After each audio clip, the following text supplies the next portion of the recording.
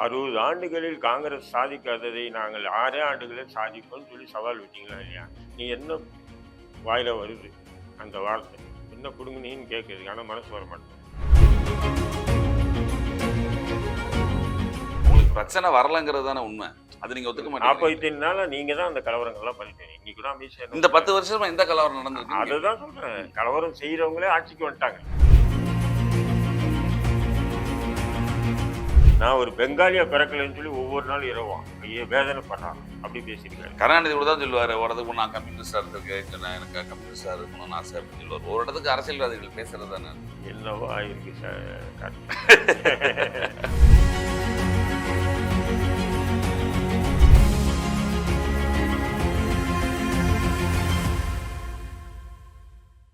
வணக்கம். இது செய்தி மலரின் நேர்காணல் நிகழ்ச்சி. இன்றைய நிகழ்ச்சியில் கலந்து கொண்டு தன்னுடைய கருத்துக்களை தெரிவிப்பதற்காக இந்திய தேசிய லீக் கட்சியினுடைய தலைவர் திரு தடா ரஹீம் அவர்களை சந்திக்கிறோம். வணக்கம். வாங்க. இப்போ இந்தியாவை பொறுத்த வரைக்கும் ஒரு கட்ட தேர்தல் நடந்து முடிஞ்சு, 2ஆம் கட்ட தேர்தல் நடந்துட்டு இருக்கு. ஒவ்வொரு கட்டங்களா நடக்க போகிறது. இதுல இந்த பிரச்சாரம் 2 பக்கமும் ரொம்ப ஒரு அபரிமிதமான ஒரு நேரடி போட்டிக்கான பிரச்சாரம் நடக்குது. ராகுல் காந்தி, பிரியங்கா காந்தி மற்றும் மோடி அவங்களுக்குள்ள நேரடி தாக்குதல்கள் அதிகமா இருக்கு இந்த தடவை. அவர் மோடி பயன்படுத்துற சில வார்த்தைகள் இப்போ சர்ச்சைக்குரியதாக மாறினாலும், அந்த மாதிரி நீங்கள் எல்லாருமே குற்றம் சாட்டினாலும், அவர் பேசியதில் இருக்கக்கூடிய நியாயங்களை யாரும் புரிஞ்சுக்க மாட்டேன்றாங்க அப்படின்னு விமர்சனங்களும் வருது. உங்களுடைய கருத்து? இல்ல அவரு என்ன நியாயம் பேசினாரு? ம். கடந்த 10 ஆண்டுகளா அவங்க ஆட்சி செஞ்சுட்டு இருக்கும்போது மக்கள் விலைவாசி ஏற்றத்தை தடுத்தாரா? அல்லது நான் ஆட்சிக்கு வந்த ஒவ்வொரு ஆண்டும் 2 கோடி பேருக்கு வருடத்துக்கு 2 கோடி பேருக்கு வேலை வாய்ப்பு தரேன்னு சொன்னது அதை செஞ்சாரா? அல்லது 15 லட்சம் ரூபாய் ஒவ்வொருடைய வங்கி கணக்குலையும் போய் சேரும்னு அந்த சொன்னாரு. 5 லட்சம் ரூபாய்லாம் சொல்லவே இல்லை, சொல்லாம இவங்களா சொல்றாங்கன்னு பாண்டே சொல்றாங்க. சொல்றதை வச்சு, எச் ராஜா சொல்றதை வச்சு நீங்க சொல்லாதீங்க. ம். அவங்க என்ன சொல்றாங்கன்னா, இங்க உள்ளவங்களுக்கு ஹிந்தி தெரியாதுன்றாங்க. ம். தமிழ்நாட்டுல இருக்கவங்க ஹிந்தி தெரியாது. அதனால சொல்றத தவறா புரிஞ்சுக்கிட்டாங்க. தவறா புரிஞ்சுக்கிட்டாங்க. 60 ஆண்டுகளில் காங்கிரஸ் சாதிக்காததை நாங்கள் 6 ஆண்டுகளில் சாதிப்போம்னு சொல்லி சவால் விட்டீங்களா இல்லையா? நீ என்ன வாயில வருது அந்த வார்த்தை? என்ன புடுங்குனீன்னு கேட்குது. ஆனா மனசு வர மாட்டேங்குது. ஆனா என்ன பண்ணீங்க நீங்க? என்ன பண்ணீங்க? எதுவுமே இல்ல. நீங்க இன்னைக்கு கூட நீங்க கடந்த 10 ஆண்டுகளா நீங்க செஞ்ச ஆட்சியினுடைய சாதனைகள் சொல்லி வாக்கு கேட்க உங்களுக்கு வக்கு இல்ல. உண்மையா இல்லையா? இல்ல, நீங்க இவ்வளவு சொல்றீங்க. ஆனா நீங்க வட இந்தியா பொறுத்த வரைக்கும் அவளுக்கு ஆதரவு இன்னும் அப்பயே தானே இருக்கு. இருக்குங்க. மோகன்னு ஒண்ணு இருக்கு இல்லையா? அந்த பிளவுவாத அரசியல் இப்ப கூட பாருங்க. இன்னைக்கு நாட்டுல அவர் பிரதமரா இருக்காரு. என்ன நினைப்பாங்க ஒருத்தனா, நம்ம நாட்டுல நம்ம பிரதமரா இருக்கோம். இந்த பிரதமரா இருக்கும்போது நமக்கு எக்காரணம் கொண்டு நம்முடைய ஆட்சி இருக்கிறதுலயும் ஒரு சின்ன கலவரம் வரக்கூடாது. ஒரு பாதிப்பு இந்த வரக்கூடாது. 10 ஆண்டு காலத்துல எந்த கலவரம் வந்திருக்கு? எந்த சிறுபான்மையினர் பாதிக்கப்பட்டிருக்காங்க? ஏன் மணிப்பூர் கலவரம் மணிப்பூர் இஷ்யூன்றது அங்க இருக்கக்கூடிய அங்க இருக்க பழங்குடியினர் பிரச்சனை அங்க இருக்கக்கூடியது. இப்ப இஸ்லாமியர்கள் மீதும் கிறிஸ்தவர்கள் மீதும் திருட சிறுபான்மை என்ன தாக்குதல் நடந்திருக்குன்னு நானும் கேக்குறாங்க. சொல்றேன். திருடன்கிட்டே சாவி குடுத்துட்டா திருடன் திருடுவானா? நான் கேட்கிறேன். திருடன்கிட்டே சாவி குடுத்துட்டீங்கன்னா திருடுவானா? பூனைக்கு பாலுக்கு பூனை பாதுகாப்பு போட்டா பாலை உங்களுக்கு குடிக்குமா? பிரச்சனை வரலங்கிறது தானே உண்மை. அது நீங்க ஒத்துக்க மாட்டேங்கிறீங்க. 45 நாளா நீங்க தான் அந்த கலவரங்கள்லாம் பண்ணிட்டீங்க. இன்னைக்கு கூட அமித்ஷா என்ன இந்த 10 சொல்றாரு? வருஷமா எந்த கலவரம் நடந்திருக்குன்னு கேக்குறேன். அததான் சொல்றேன். கலவரம் செய்றவங்களே ஆட்சிக்கு வந்துட்டாங்க. கலவரம் நடக்கலங்கிறது உண்மைனா? அதாங்க கலவரம் செய்றவர்களே ஆட்சிக்கு வந்துட்டாங்க. ம். அப்ப அடக்குமுறை மூலியமாக ஒடுக்கப்பட்ட, பிற்படுத்தப்பட்ட அ ம சிறுபான்மை மக்கள நீங்க என்ன பண்றீங்க? ஒட்டுமொத்தமா ஒடுக்க பார்க்குறீங்க. என்ன ஒடுக்கினாங்கன்னு கேக்குறேன். ஏன் ஒடுக்கலன்றேன்? என்ன இல்ல, ஒடுக்கல? சிறுபான்மையினருக்கு இந்த ஏங்க நாட்டுல இந்த 10 விவசாயி இந்த வருஷமா இந்த என்ன இந்த அவங்களுக்கு இந்த பிரச்சனையே நாட்டுல இந்த வந்தது? நாட்டுல விவசாயிகள் விடுற கண்ணீருக்கு என்னங்க விலை? அதாவது இல்ல, நீங்க இப்ப நீங்க சிறுபான்மையினர் மேல சொன்னீங்க. இப்ப விவசாயிகளுக்கு வரீங்க. சிறுபான்மையினருக்கு என்ன அச்சுறுத்தல் நடந்தது இந்த 10 வருடமாகன்னு கேக்குறாங்க. கார்த்திக் சாருக்கு எதுவுமே தெரியாதா நான் கேட்கிறேன். இல்ல, நான் அவங்க கேட்கறத தான் கேட்கிறேன். இல்ல நீங்க நான் அவங்க கேட்கிறேன். கேட்கறாங்க. நீங்க ம். ஒரு நெறியாளரா இருக்கீங்க. ம். நீங்களும் பல செய்தி இல்ல, என்ன அதத்தான் நீங்க என்ன என்ன என் பிரச்சனை வாயிலிருந்து வரணும்னு நீங்க நினைக்கிறீங்க. சொல்லுங்க. நீங்க சொல்லணும்ல. இப்போ உதாரணத்துக்கு பார்த்தீங்க, இப்ப என் மீது ஒருத்தர் குற்றச்சாட்டு சுமத்துறாங்க. ம். குற்றச்சாட்டு சுமத்தி அத நான் நீதிமன்றத்தில் நிரூபிச்சு என்னை குற்றவாளின்னு சொல்லி நிரூபணமான பிறகு தான் என்ன தண்டிக்கணும். இன்னைக்கு பாஜக அரசு என்ன பண்ணுது? யுபி, மகாராஷ்டிரா, மத்திய பிரதேஷ், ராஜஸ்தான் போன்ற மாநிலங்கள்ல என்னை குற்றச்சாட்டு காவல்துறை கைது பண்ணாவே என்னுடைய வீடுக்கு புல்டோசர் வச்சு இடிக்கிறாங்க. இதை யாரு கேட்கிறா இந்தியாவுல?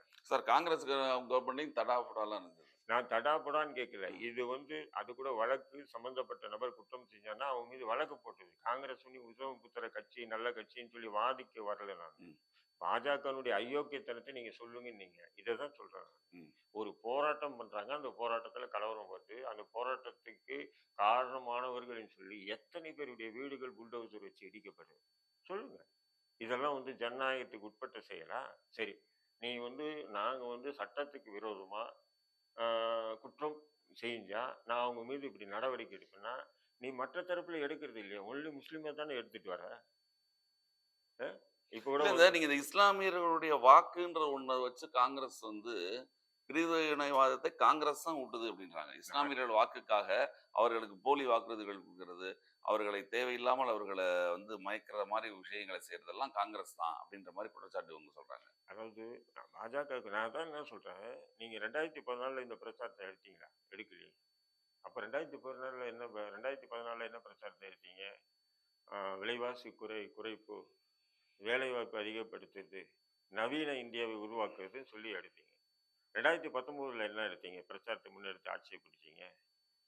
40 ராணுவ வீரர்கள், ஜவான் கொல்லப்பட்டார்கள்ன்னு சொல்லிட்டு, இதுக்கு வந்து பதிலடி கொடுக்கணும். ஒரே தலைவர், ஒரே சிறந்த ஒரு பிரதமர் மோடி வந்தா தான் முடியும்ன்னு சொன்னீங்க. கடைசியா என்னடான்னா, அந்த 40 ஜவான் கொலைக்கும் முக்கிய மூல காரணம் இந்த பாஜக எனும்போது, இதெல்லாம் என்ன அர்த்தம்? 40 இல்ல அது நிரூபிக்கலாம் படல. அவங்கவங்க வெளியில வந்தவங்க குற்றச்சாட்டு சுமத்துறாங்க. சத்யபால் சிங் மாலிக் வந்து அந்த நேரத்துல ஆளுநரா இருந்தாரு. ஆளுநர் இருந்தாரு. அவர் அப்ப சொல்லியிருக்கணும்ல, ஏன் சொல்லலன்னு கேட்கிறாரு. அவர் அங்கேருந்து எல்லாம் வெளியில வந்ததுக்கு அப்புறம் ஏன் சொல்றாரு? அவரு அந்த காரணம் வச்சு தானே வெளியேறாரு அவரு. இது தவறு அப்படின்னு சொல்லி விமர்சனம் அப்ப அவர் பண்ணும்போது சொல்லவே இல்லையே. அப்ப சும்மா இல்ல, தானே இல்ல. இருந்தாரு. அவரு என்ன சொல்றாரு, நான் இது சம்பந்தமா எனக்கும் பிரதமருக்கும் வாக்குவாதம் ஏற்பட்ட பிறகுதான் என்னைய இந்த பதவியிலேருந்து நீக்குறாங்க அப்படின்றாரு.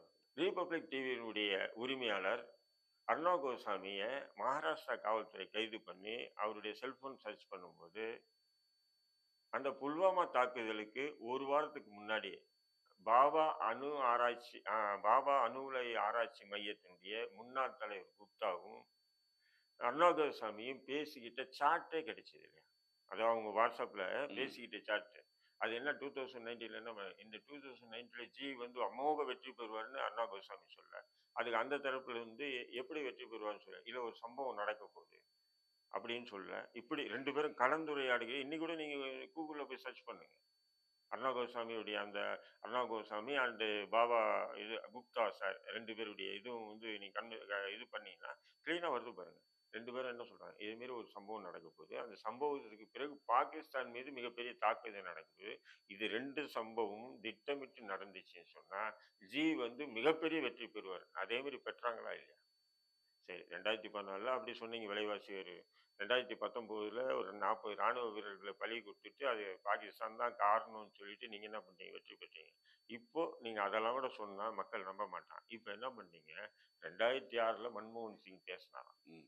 அவரு என்ன பேசியிருக்காரு? நீங்களும் கேட்டீங்க, நானும் இல்ல கேட்டேன். காங்கிரஸ் மேனிஃபெஸ்டோலயே அது இருக்குன்றாங்களே. என்ன இருக்கு? காங்கிரஸ் மேனிஃபெஸ்டோலயே இந்தியர்களின் சொத்தை வந்து நம்ம இஸ்லாமியர்களுக்கு நாங்கள் கொடுப்போம். அது மேனிஃபெஸ்டோ எடுத்து காமிங்க. நீங்களும் படிச்சீங்க. நானும் படிச்சேன். ஏன்னா சிதம்பரம் ஏன் சொல்லியிருக்காரு. அது அந்த மாரி சொல்ல வேணாம். மேனிஃபெஸ்டோல இருக்கு இல்ல அப்படின்றாங்க. மேனிஃபெஸ்டோல மற்றவங்களுடைய சொத்து இஸ்லாமியர்களுக்கு பங்கிட்டு கொடுக்கப்படும்னு எடுத்துக்க சொல்லுங்க. ஏங்க இல்ல அப்படி சொன்னா அது சரியா தப்பா அது? அ அப்படி சொல்லியிருந்தா அப்படி சொல்லியிருந்தா தப்பு. தப்பு. அப்படி ஏங்க சொல்லுவாங்களாங்க யாருன்னா? ஒரு மேனிஃபெஸ்டோன்றது காங்கிரஸ் வந்து பாரம்பரியமான கட்சி. மன்மோகன் அ சிங் மன்மோகன் சிங் 2006ல சொல்லியிருக்காருன்னு சொல்றாரு. என்ன மன்மோகன் சிங் என்ன சொல்லியிருக்காரு? ஒரு கான்ஃபரன்ஸ். ம்.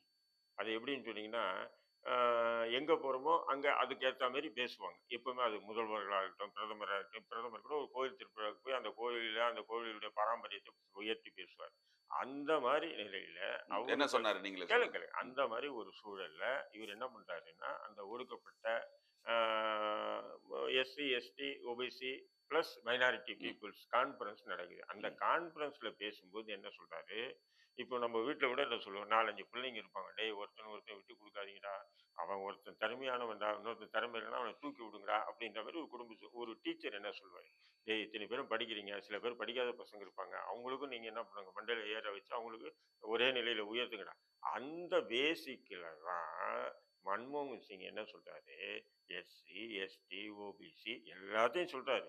அது மட்டும் இல்ல விவசாயிகள், அதுல வந்து நெசவு தொழிலாளிகள் இப்படி எல்லாத்தையும் ஒவ்வொன்றா அடுக்கிட்டு இன்க்ளூடிங் பர் மைனாரிட்டி முஸ்லிம் ஆல்சோ அப்படின்றாரு. இதுல ம். என்ன தவறுன்ற?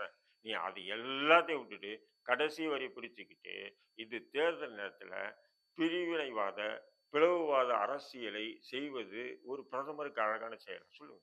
அதே மாதிரி வந்து இது வேளாண் திருத்த சட்டம் கொண்டு வந்து நாங்க தான் சொல்லு. அவங்க மறுக்கவே இல்லையே. தனியார் கேளுங்க. ராமர் கோவில் இஷ்யூ வந்து ராமர் கோவில் வந்து அவங்களுக்கு பெரிய அரசியல் செல்வாக்கா அவங்க சொல்றாங்க அவங்க. சொல்லுவாங்க அத அத பேசி ஓட்டு கேளுங்க நீங்க. இல்ல வட ஏன் இந்தியால கேட்கறாங்களே அவங்க. எங்க கேக்குறாங்க? வட இந்தியால ஏங்க ராமர் கோவில். தமிழ்நாட்டுக்கு வந்தாங்க. வந்து தமிழ்நாட்டுல கேட்க மாட்டாங்க. இருங்க. தமிழ்நாட்டுக்கு வந்தா என்ன அரசியல் பேசினாரு? இத பத்தி பேசினாரு. அது என்ன? கச்சத்தீவு பத்தி பேசுறாங்க. கச்சத்தீவு பத்தி ஆமா, பேசினாரு. இங்க ரிலேட்டட் தானே அவர் பேச முடியும். கச்சத்தீவு பத்தி பேசினாரு. ம். நேத்து வெஸ்ட் பெங்கால்ல போய் என்ன பேசியிருக்காரு? நான் ஒரு என்னது? நான் ஒரு பெங்காலியா பிறக்கலைன்னு சொல்லி ஒவ்வொரு நாளும் இரவாம். வேதனைப்படுறாராம். அப்படி பேசியிருக்காரு. கருணாநிதி கூட தான் சொல்லுவாரு. ஒரு இடத்துக்கு நான் கம்யூனிஸ்டா இருந்திருக்கேன்னு சொன்னேன். எனக்கு கம்யூனிஸ்டா இருக்கணும்னு ஆசை அப்படின்னு சொல்லுவாரு. ஒரு இடத்துக்கு அரசியல்வாதிகள் பேசுறது தானே அது. என்னவோ ஆயிருக்கு கார்த்திக். ஒரு கால் இப்ப சமீபத்துல வந்து வலைதள தொலைக்காட்சி நெறியாளர்கள் மற்றும் யா நபர்கள் எல்லாம் பிரதமர் தனியா கவனிச்சுட்டாங்க. அப்படி ஏதாவது தனியா போயிட்டு வந்துட்டீங்களா என்னன்னு தெரியல. என்ன கலைஞர் பேசினாருன்றது அது வேற. ஆனா இவர் வந்து ஒரு பிளவுவாத அரசியல் பேசுறாரு. அதான் கருணாநிதி பேசுறது தப்பு தான். அது என்னன்னு சொன்னீங்கன்னா ஏற்கனவே இந்த அரசியல்வாதிகளுக்கு ஒரு பொழப்பு. பாம்பு திங்கிறவன் ஊருக்கு போனா நான் நடுத்துண்டு எனக்கு வேணும்னு சொல்லி சாப்பிடுவான். என்னன்னு சொன்னா அடடா இவர் பாம்பு நம்பாள்டான்னு சொல்லி நினைச்சுக்குவான்ட்டு. அந்த மாதிரி ஒரு பிரதமர் இன்னைக்கு ஒரு கரண்ட் பிரதமரா இருக்காரு. நீ வந்து ஒரு பிளவுவாத பிரிவினைவாத அவங்க எந்த தைரியம் அப்ப சொல்றாங்களே 400 சீட்டு கிட்ட ஜெயிப்போம்னு சொல்றாங்க. ம்? 400 சீட்டு கிட்ட ஜெயிப்போம் அப்படின்ற மாதிரி ஒரு அவங்க அதான் மிகப்பெரிய சார் நம்பிக்கையில இருக்காங்க. அதான் சார் காங்கிரஸ் உட்பட மற்ற கட்சிகள் வந்து பலமா இல்லான்ற ஒரு இல்ல இல்ல காரணம். மக்களோட கூட்டணி வச்சிருக்காங்க அது தெரியும். ஆனா இவங்க யுவிஎம் மிஷின் கூட கூட்டணி வச்சிருக்கிறது தான் இன்னைக்கு நீங்க நான் மட்டும் பேசல டோட்டல் இன்னைக்கு பரவலா வந்து இன்னைக்கு வட இந்தியாவே பேசுது. அதனால தான் பாருங்க நேற்றைய பிரச்சாரத்துல கூட இவிஎம் மிஷினை பற்றி இவிஎம் மிஷின் அதாவது எலக்ட்ரானிக் ஓட்டிங் மிஷின் தவறு செய்து என்று மக்களிடம் தவறான ஒரு பிரச்சாரத்தை உருவாக்கி அதனால மக்கள் எல்லாம் வந்து விரக்தியில் இருக்காங்க. அதனால எதிர்க்கட்சிகள் வந்து மன்னிப்பு கேட்கணும், பகிரங்க மன்னிப்பு கேட்கணும் ஒரு பிரதமர் பேசுறாரு. அப்போ எந்த அளவுக்கு இவிஎம் மிஷினை பத்தி இன்னைக்கு பிரச்சனை ஏற்பட்டு பாருங்க. இந்த கடந்த இவிஎம் மிஷின் கொண்டு வந்தது 2006ல தான் காங்கிரஸ்ல தான் கொண்டு வந்தது. அதுக்கப்புறம் 3 எலக்ஷன் 4 எலக்ஷன் சந்திச்சாச்சு. அப்ப 2014க்கு முன்னால 2014ல இவிஎம் மிஷின்ல வச்சு காங்கிரஸ் ஜெயிச்சிருக்கணும்ல அப்போ. அதாவது எப்பவுமே ஒரு பொருள் இப்ப இந்த செல்போன் கூட ஆரம்பிக்கும் போது ஒருத்தருக்கு உண்டான தொலைத்தொடர்பு சாதகமா தான் பயன்படுது. உண்மையா இல்லையா? இன்னைக்கு உலகத்துல இருக்கக்கூடிய அத்தனை சாத்தான் வேலைகளும் இதுல இருக்கு. இருக்கா இல்லையா? ஆனா பயன்படுத்த விதம் தான் இருக்கு. இதை வந்து நான் நேரான வழியில கூட பயன்படுத்தலாம். ஆனா நான் நினைச்சேன்னா வழி தவற கூட நானோ அல்ல மற்றவங்களோ வழி தவற கூட செய்யலாம் இந்த போனை வச்சுக்கிட்டு. யார் கையில இருக்கோ அப்படிங்கிறீங்க. அப்படி இருக்கு. அப்போ ம். இன்னைக்கு இவங்க ஆட்சி அதிகாரம் இருக்கும்போது ஏன்னா இன்னைக்கு எலக்ட்ரானிக்ல வந்து எதையும் செய்யலாம் அப்படின்றதுக்கு பல உதாரணங்கள் இருக்கு. இப்ப நம்ம கீழே நிக்கிற காரை இங்க இருந்து ரிமோட் கூட திறக்கலாம். இல்ல அதாவது நீங்க ஒரு ஒரு டிஜிட்டலுக்கு மாறும்பொழுது, இப்ப பண பரிவர்த்தனைலாம் பார்த்தீங்கன்னா, 3/4 நீங்க ஆட்டோலேருந்து பூ வாங்குறதுலேருந்து எல்லாமே நம்ம வந்து ஜிபே பண்றோம், இதுல தான் பண்றோம். அப்ப அந்த கேஷ்லெஸ் டிரான்சாக்ஷன்றது நெறைய வந்துருச்சு. முந்தி பணம் தான் குடுக்க வேண்டியதா இருந்துச்சு. ஒவ்வொன்னும் ஒரு மாற்றம் இருக்கும்ல. அதுங்க அது மாரி ஓட்டு யாரு ஓட்டு மிஷினுக்கும் ஒரு மாற்றம் இந்த அதிகம் வந்துட்டு இந்த நிலையை உருவாக்குன யாரு? மோடி தானே என்ன சொன்னாரு? கம்பல்சரி டிஜிட்டல் இந்தியா ஆக்குவேன்னு சொன்னாரு. சொன்னாரா இல்லையா? சொல்லிட்டு ஒவ்வொருத்தரும் காத்தான்னு சொன்னா கணக்கு வங்கியில கணக்கு திறங்கன்னு திறக்க சொன்னாரு இல்லையா? திறந்துட்டு இன்னைக்கு என்ன ஆகுது? நீங்க நினைக்கலாம் என்னுடைய வங்கி கணக்குல ரூ. 500 டெபாசிட் இது போயிடுச்சு. மைனஸ் ஆயிடுச்சு அப்படின்னு. இன்னைக்கு வந்து 1,00,00,000 100,00,00,000 120 கோடி மக்கள்ல குறைஞ்சு 100 கோடி பேருக்கு ஆளுக்கு ரூ. 500 வந்து நேத்து வந்து ஒரு ஹிந்தி இது ஒரு யூடியூப்ல தான் பார்த்தேன் நானு.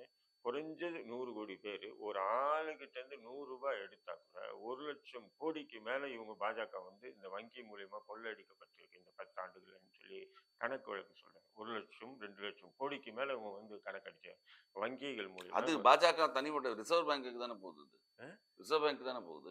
எப்படிங்க ரிசர்வ் பேங்க்? ம். எப்படி இல்ல பிஜேபி கட்சிக்கு போலயே அது ஒண்ணும். அதாவது பிஜேபிக்கு கட்சிக்கு போகுது இல்ல மக்களுடைய காசை நீங்க வந்து என்ன பண்றீங்க முழுக்க முழுக்க வந்து அரசுக்கு செலுத்துறீங்க. ம். அரசுகிட்ட இருந்து வாங்குற வரி பணம் மூலியமா நீங்க உல்லாசமா இருக்கீங்க. கோட்டு போறதே 10 லட்சத்துக்கு கோட்டு வச்சிருக்கிற பேனா விலையே வந்து பாத்தீங்கன்னா 4 லட்சம் ரூபாய் பேனா கட்டுற வாட்ச் 10 50 லட்சம் ரூபாய் வாட்ச். ஆனால் நான் ஏழை தாயின் மகன். அப்படி பார்க்க போனீங்கன்னா, நீங்க ராகுல் காந்தி ரூ. 40,000 தான் டீ ஷர்ட் போட்டு வந்தாருன்னு பிரச்சாரம் பண்ணாங்க அவங்க. இதெல்லாம் உங்கள தனிப்பட்ட விஷயத்த நீங்க வந்து மக்களோட வரி பணத்த வச்சு தான் அவரு கோட்டு எப்படி போடுறாருன்னு சொல்ல தெரியுமா முடியுமா? கார்த்திக் நீங்க சொல்றீங்க? ம். நெறைய பேர் அந்த ஊடகங்கள் வந்து ஒரு பிரதம மந்திரி தன் தாய் மீது எவ்வளவு பாசம் வச்சிருக்காரு பார்த்தீங்களா? அப்படின்னு சொல்லி ரொம்ப இதுவா பேசிட்டு இருந்தாங்க. அப்போ எனக்கு ஒரு ஆச்சரியமா அப்படியே பார்த்துட்டு இருந்தேன். ஒரு வயதான அம்மா தான் எனக்கு அந்த இது சொல்லுது. என்ன சொல்லுதுன்னு சொன்னா, நான் அப்படி காமிக்கிறேன் "பாத்தியா, பிரதமர் அவங்க அம்மாவ போய் பார்த்துருக்காங்க வயசான முடியாது." அப்படியே பார்த்து தூக்கி போட்டு சொல்லுது, "ஏன்டா பிரதமருக்கு வீடு குடுத்துருப்பாங்கடா. இவ்வளோ பாசம் இருக்கிறவங்க இப்ப அம்மாவ கூட்டிட்டு போய் வீட்ல வச்சிருக்கலாம்லடா." எப்படி? பிரதமருக்கு வீடு குடுத்துருப்பாங்க. உண்மையிலேயே தாய் மீது பாசம் இருந்தான்னா, அந்த வீட்ல எடுத்துன்னு போய் இந்த அம்மாவ வச்சிருப்பாங்க இல்லையா? இந்த குற்றச்சாட்டுலாம் சரின்னு சொல்றீங்களா? அந்த அம்மா வந்து அவங்க நீங்க பொதுவா பார்த்தீங்கன்னா, வயசானவங்க எல்லாருமே ஊர விட்டு வரமாட்டேன்னு சொல்லுவாங்க. நான் நம்ம வீட்லயே சார், கேள்விப்பட்டுருக்கோம். சார் ஆ. அவங்க வந்து வயது முதிர்ந்தவங்க. ம். எப்படின்னு சொன்னா, நீங்க சொல்றது ஒரு ஏஜ் இருக்கும்போது, நான் இங்க வாழ்ந்தேன் இப்படியே இருக்கிறேன் அப்படின்னு சொல்லுவாங்க. இவங்க எங்க கூப்பிடுறாங்களோ அங்க போற அதாவது வயதுல தான் அவங்க இருந்தாங்க. இப்படி சொன்னீங்கன்னா, நான் கோபாலபுரத்தில வந்து நான் என்ன தயாளம்மா சொல்றேன், இருக்காங்க. நீங்க ஒரு ஒரு கேளுங்க. சிஎம் போய் பார்த்துட்டு தான் வந்தாரு 3 கேளுங்க. நாளைக்கு நீங்க முன்னால. ஒரு பிரதமரா இருக்கீங்கன்னும்போது, ம். நீங்க என்ன பண்ணணும்னு சொன்னா, நீங்க அந்த அம்மாவ கூட்டிட்டு போயி, உங்களுக்கு பெரிய அறை இருக்கும். நீங்க தான் மனைவி இல்ல, புள்ள குட்டி எதுவுமே இல்ல உங்களுக்கு. எல்லாம் பொண்டாட்டி எல்லாம் தொரத்தி விட்டீங்க சின்ன வயசுலயே. அவர் நாட்டுக்காக அவர் மட்டும் வாழ்றாரு. அப்ப ஏன் கல்யாணம் பண்ண? ம். ஏன் அத கல்யாணம் ஒரு பண்ண? தனிப்பட்ட வாழ்க்கையெல்லாம் நீங்க இதுல கொண்டு வர முடியுமா? அவர் கல்யாணம் அப்ப பண்ண, 1 கல்யாணம் அடுத்தவங்களுடைய பண்ண, 2 கல்யாணம் அடுத்தவங்களுடைய பண்ண. அடுத்தவங்களுடைய தனிப்பட்ட வாழ்க்கைய பத்தி பேசுறது. அவர் தனிப்பட்ட என்ன பேசினாரு? என்ன பேசணும்? ம். நெறைய பிள்ளைங்கள பெத்துக்கிற சமூகம் எதுன்னு சொல்ற? அது தனிப்பட்ட வாழ்க்கையா? ம். உன்னால முடியலன்றதுக்காக நீ ஏன் அடுத்த எதிர் வீட்டுக்காரன பார்த்து குத்திக்கிற? சொல்லுங்க. அதெல்லாம் இதுதான் ஒரு பிரதமருக்கு உண்டான எந்த ஒரு அப்ப செயல். உங்களுக்கு அந்த பிஜேபிக்கு இவ்வளவு எதிரா தான் இஸ்லாம் இவங்க சிறுபான்மையினர் வாக்கு பொதுவா பிஜேபி கிடைக்காதுன்னு நமக்கு தெரியும். அது 100% கிடைக்காது. கிடைக்காது தெரியும். அப்போ தமிழ்நாட்ட பொறுத்தவரைக்கும் பிஜேபி மிக தீவிரமா எதிர்க்கிறது வந்து திமுக. அப்படிங்கும்போது இஸ்லாமியர் வாக்குகள் அனைத்தும் திமுகவுக்கு தானே அதாவது போகும். திமுக வந்து பிஜேபி கடுமையா எதிர்க்குது அப்படின்னு சொல்லி உங்களை போன்ற நெறியாளர்கள் வந்து என்ன பண்ணியிருக்கீங்க சொன்னா, ஒரு பிம்பத்தை ஏற்படுத்தியிருக்கீங்க. பாஜகவை கடுமையா எதிர்க்கிறது திமுகன்றது சொல்ல முடியாது. அந்த ஒவ்வொரு காலகட்டத்திலும் ஒவ்வொரு கட்சிகள் இருக்கு. ஆனா அந்த கட்சிகள் உணர்வு ரீதியா எதிர்ப்பதை விட, அந்தந்த அரசியல் சூழ்நிலைக்காக எதிர்க்க வேண்டிய இல்ல கட்சிகள் தான். 12% இஸ்லாமியர்கள் வாக்கு முழுமையாக திமுகவுக்கு தான் போகும். அதாவது இந்த முறை கொஞ்சம் மாற வாய்ப்பு இருக்கு. ஏன்னு சொன்னா, தமிழ்நாட்டுல வந்து ஒரு ஆப்ஷன் இல்லாம இருந்தது. ஏன்னா அதிமுக பெரிய கட்சி. ம். திமுக, அதிமுக 2 கட்சி தான் இங்க. அதத்தான் நான் கேட்க வரேன். நீங்க கேளுங்க. ஏன் திமுகவுக்கு ஆதரவு குடுக்க மாட்டேன்றீங்கன்னு கேட்கிறேன். அதுதான் சொல்றேன். சிறுபான்மையினருக்கு ஆதரவா அதாங்க திமுக இருக்கும்போது கடந்த பாராளுமன்ற தேர்தல்லயும், கடந்த சட்டமன்ற தேர்தல்லயும் அதிமுக கூட பாஜக கூட்டணி இருந்ததுனால ஆட்டோமேட்டிக்கா இப்ப நானே வந்து என் ஓட்ட யாருக்கு போடுவேன்? எனக்கு திமுகவ வந்து இப்படி உட்கார்ந்து கண்ண முன்னான்னு திட்டக்கூடிய நான் கூட, வேற வழி இல்லாம அதிமுகவுக்கு தான் போட வேண்டிய நிலை இருக்கு. ஆனா இந்த வாட்டி எனக்கு ஒரு ஆப்ஷன் கிடைச்சது இல்ல. என்னுடைய வாக்க நான் ரெட்டலைக்கு போட்டேன். புரியுதுங்களா? இதான் எக்ஸாம்பிள். அப்ப இந்த தடவ வாக்கு பிரியும்ன்றீங்க. இந்த இல்ல தடவ. இந்த முறை வாய்ப்பு வாய்ப்பு அதாவது 100% முஸ்லீம்களும் திமுக கூட்டணிக்கு போட்டாங்கன்னு சொல்ல முடியாது. இந்த வாட்டி ஒரு கடந்த சிறுபான்மையினர் பாதுகாவலன் திமுக தான் அப்படின்னு அவங்க சொல்றாங்கல்ல. என்னத்த பாதுகாக்குறாங்க? ஜெயில்ல வச்சு தான் பாதுகாத்தாங்க. திமுக கலைஞர் இருக்கும்போதே. சொல்லுங்க. அதெல்லாம் ஒரு பிம்பம் சார் அது. அதெல்லாம் ஒரு பிம்பம். எப்படி மோடி வந்து தன் தாய தன் கூட வச்சுக்கிட்டா, அது ஒரு பெரிய ஒரு மீடியா தாய் இருக்கிறதே தெரியாது யாருக்கும். அது ஒரு அரசியல் பண்ண முடியாதுன்றதுக்காக, மாசத்துக்கு 2 முறை போய் அவர பார்க்க போம்போது 40, 50 கேமராவ அனுப்பிட்டு, இவரு இப்படி பறந்து போற மாரி, இப்படி போய் கால்ல விழுந்து வணங்குற மாரி, அத வந்து சோசியல் மீடியால ஃபுல்லா பரப்பிவிட்டு, "அப்பா! மோடியை போன்ற ஒரு தாய் மீது பாசமுள்ள உலகத்தில எவனும் இல்லன்ற ஒரு பிம்பத்தை ஏற்படுத்துனாங்களோ, அது போன்ற ஒரு பிம்பம் தான் சிறுபான்மை மக்களுக்கு பாதுகாவலர் திமுக. பாப்போம் 2000 அதாவது ஜூன் 4ஆம் தேதி நமக்கு இப்ப நீங்க இன்னொரு கேள்வி கேட்டீங்க. அத சொன்னீங்க. நம்ம அத மாறிட்டோம் நம்ம. சொல்லுங்க. என்ன சொன்னீங்கன்னா, 400 சீட்டு 400 பார் ம், ஆப்கா பார் 400 பார் இந்த ம், டயலாக். இது வந்து பார்த்தீங்கன்னு சொன்னா, இப்ப நீங்களும் ஒரு நெறியாளர் இருக்கீங்க. பல செய்திகள, பல விதமான மாநில செய்திகள எல்லாம் பார்த்திருக்கீங்க. நானும் பார்க்குறேன். பல மக்கள்கிட்ட நம்ம தொடர்பு கொண்டு பேசுறோம். பல பேர் சொல்லக்கூடிய கருத்துக்கள உள்வாங்குறோம். அப்படி இருக்கும்போது, அப்ப ஓரலா நம்ம ஒரு கணக்கு போடுவோம். இப்போ தமிழ்நாடு, கேரளா, கர்நாடகா, ஆந்திரா, தெலுங்கானா இப்படி தென் மாநிலங்கள் ம். பார்த்தீங்கன்னு சொன்னா, ஒரு 160 எம்பி சீட் இருக்குன்னு வச்சுக்கங்க. 160ல அதிகபட்சமா 15லேருந்து 20 சீட்டு பாஜகவுக்கு வாங்க முடியும். ம். பாஜக கூட்டணி. அதுவும் கர்நாடகால மட்டும். கர்நாடகால மட்டும். மற்ற எந்த மாநிலத்தையும் வாங்க முடியாது. 15, 20 சீட் சரி 20 சீட் வச்சு. அப்படி இருக்கும்போது இங்க 10 சீட் எதிர்பார்க்குறாங்கன்னு சொல்றாங்க. அண்ணாமலை தலைமையில நீங்க அண்ணாமலை என்ன சொன்னாரு, தேர்தலுக்கு பிறகு திமுக இது அதிமுக காணாம போயிடும், திமுக படுதோல்வி அடையும் தான் சொல்லியிருக்காரு. ம், அண்ணாமலை சொல்றதெல்லாம் நம்ம விவாத பொருளா எடுத்துக்க முடியுமாங்க? முடியாது. அது ஒரு காமெடியா தான் பார்க்க முடியும். கூல் சுரேஷ்ன்னு இருக்கான் பார்த்தீங்களா? அந்த அது மாரி மாதிரியா? கூல் சுரேஷ் சொல்றது நம்ம ஒரு சீரியஸா எடுக்க மாட்டோம். அந்த கூல் சுரேஷ் மாரி தான் நம்ம அண்ணாமலைய நம்ம எடுத்துக்கணும். புரியுதுங்களா? அந்த மாரி. இப்ப ம், அடுத்தது பார்த்தீங்கன்னு சொன்னா, இப்ப பஞ்சாப், ஹரியானா இந்த இந்த பகுதி பார்த்தீங்கன்னா, பாஜக வேட்பாளர்களை நிறுத்தத்துக்கே யாரும் முன் வரல. வேட்பாளரா தன்னை அறிவிக்கிறதுக்கு இப்ப பஞ்சாப் உட்பட சில மாநிலங்கள்ல வேட்பாளராவே தங்களை அறிவிக்க யாருமே முன் வரல. வடகிழக்கு மாநிலங்கள்ல சுத்தமா காலி. சரி வடகிழக்கு மாநிலம் 1, 2 அப்படின்னு வைங்க. யாருமே பாஜக வாய்ப்பே இல்லாம தான் இவங்க என்ன பண்ணிட்டாங்க, அப்படி அப்படியே ஒதுங்கி ஒதுங்கி நிக்கிறாங்க.